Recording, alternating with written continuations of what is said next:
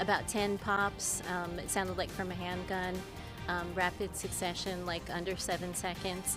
And I just looked because I was like, that can't possibly be what I think it is. And then I saw one of the store workers running.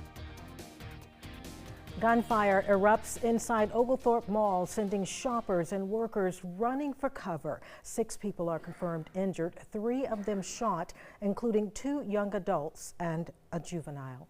Good evening, I'm Tina Tyus-Shaw. WSAV was first on scene of a shooting at the Oglethorpe Mall this evening, bringing you live coverage moments after the shooting happened. Tonight, we have team coverage of the chaos, the response, and what we know about the suspects. Well, among the first on the scene was WSAV's Ben Singer, and he is joining us live outside Oglethorpe Mall with a breakdown of what we know so far. And Tina, the latest briefing from law enforcement just happened. It just wrapped up actually about 10 minutes ago. And here are the headlines from their comments tonight. There is no threat to the public.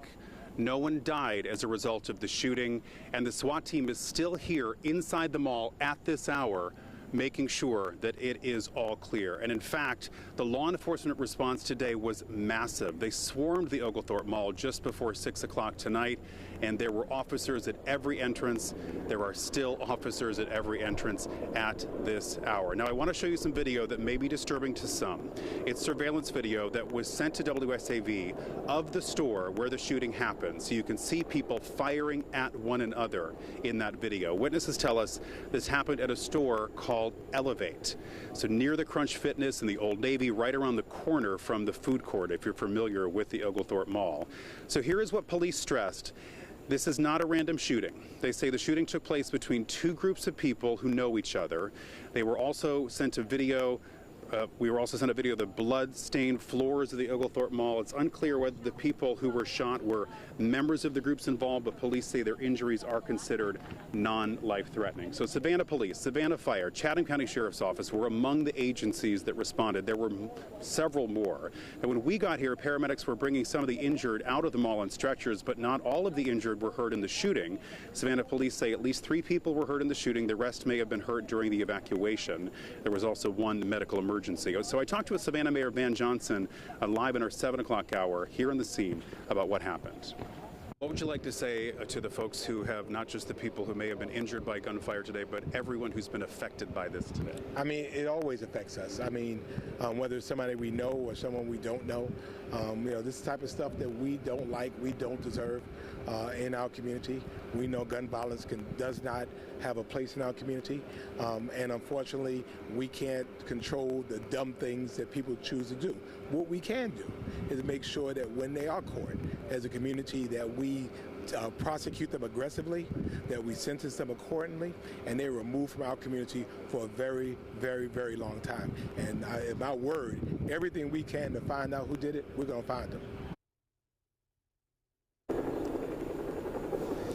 And the mayor reiterated that message tonight during the live press briefing just 15 minutes ago. WSAV's Sarah Smith is joining us now. So, Sarah, we know the SWAT team is still going store to store in there to clear the building. We don't know how many shoppers were in the mall at the time that this happened, but we do know it was chaotic in there. That's right, Ben. And we talked with some of those shoppers and also employees, and they had a really hard time describing the fear that they felt as they heard those gunshots going off, and that's when they immediately went for cover. Heard a series of gunshots rang out like in rapid succession. Sounded like it could be like a semi-automatic weapon. Ricky Evans, one of many bystanders who heard the series of gunshots inside the Oglethorpe Mall. We had nowhere to run, so we were running in the back of the store, and the store that I had did not have like a loading dock or anything, so we were basically like sitting ducks in the back or whatever, but it was a very scary experience. What would have been an average day turned a nightmare. I saw some people running like towards the lobby next to the restrooms, and that's when I ran inside the family restroom. Zelania Williams owns a business just a few feet away from the Elevate store where witnesses say it started. I think I was in shock at first, but then once reality set in, it was safety. So where should I go? What should I do? The business owner worried for her store clerk and others around her, panic setting in. When you are frantic, it's one of those things you don't really think about the exit door. You know, you're thinking about hiding, running, cover. She and other business owners are now wondering, what do they do now? I see the trauma behind this. So now, tomorrow, what does that look like for us? What does that look like for our businesses? People are now afraid to come to the mall because they just don't know. And we are afraid to work as business owners. So all of that is running through my mind extremely fast. And I just have no answers. And then there's the fear of those who are waiting outside for their loved ones to be cleared, Ben. And I even talked with one woman, and she said her husband was stuck inside the Old Navy while they were waiting to get the clearance to evacuate. And she said it felt like hours until she reunited with him. Gosh, so many emotions out here tonight. There were actually a lot of people in the parking lot as well, and you talked to multiple people. We need to remember there were young kids in there as well. Yeah, I mean, it's summertime. I talked with one parent, and she told me, she was letting her kids walk into the Charlotte Roost, 3 of them around 12 years old, and each of them just kind of, describing the gunshots. It's something you wouldn't think someone so young would be experiencing, but, the parents thought, it's the mall. Right. You don't think this kind of You're supposed to feel safe there. Yeah, it's certainly something they won't soon forget. WSAB's Sarah Smith, thank you so much.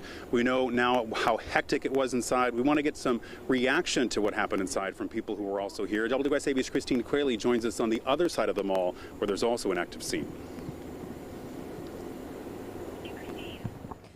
So, Ben, I've been out here at the front end of the mall since earlier this evening when those shots first rang out, and I've been talking to people who were inside at the time of the shooting and heard those shots, people who saw this heavy law enforcement presence and wanted to know what was going on, and all of them had the same question: how and why could something like this happen? So many elected officials rushed to the scene as soon as they had heard what happened. And one elected official, we're hearing multiple reports, was actually inside of the mall at the time of the shooting. You just heard Mayor Van Johnson as well talking about it. He was very upset about what happened, and several of those elected officials echoing that sentiment, saying that something like this is part of a larger issue.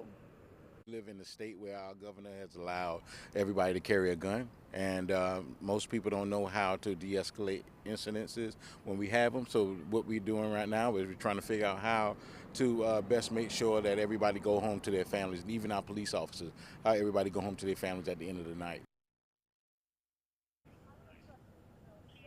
And officials with the district attorney's office were also on scene, and WSAV spoke to them about what kind of charges that the people responsible for this could be facing. Felony with a gun as well. So you'll hear from them now. Senseless gun violence that we're seeing happening week after week in Chatham County. They're a priority to the district attorney's office. Those are cases that we give to our more senior and more seasoned prosecutors. They're looked at thoroughly. We work with police from the days that it happens, as you can see today. Again, the district attorney sends us out here on situations like this so we can help and be involved with the law enforcement from the beginning to make sure these cases are really strong. So as you can see here, still a relatively heavy police presence, nothing like earlier today, but you did also just hear Chief Lenny Gunther saying that SWAT is still inside the building clearing the area, and he used the word relentless, talking about how SPD is going to pursue the people responsible for what happened here today. As well, Buddy Carter, I just spoke with him as well, and he had a similar sentiment, saying that he will do everything he can to make sure that police find who is responsible for what happened here today. So I'll send it back to you now, Ben. Reporting in Savannah, Christine Quayle, WSAB News 3, on your side. Christine, thank you. Now, we are still waiting for more details about the injured, the extent of their injuries, and whether, in fact, the injured people are involved in the shooting. We do know that Memorial Health had to be put on lockdown. The hospital is, of course, the level 1 trauma center in our region where most shooting victims go for treatment. The lockdown is protocol when an event like this happens to prepare for the possibility of retaliation. Remember, we haven't been told whether anyone is in custody. I mean, I assume we would be told if that were the case.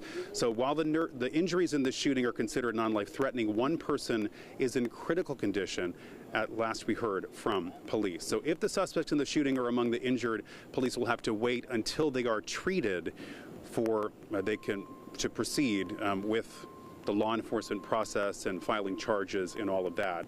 So we're still waiting now for word about whether the mall will in fact open in the morning. The police chief said there still may be a bit of work to do in terms of the SWAT team trying to clear the mall tonight. But once the mall is cleared, then that decision by mall management can be made about tomorrow. And of course, Tina, as soon as we learn about that, we will pass it on to you. Live at the Oglethorpe Mall, Ben Singer, WSAV News 3 on your side.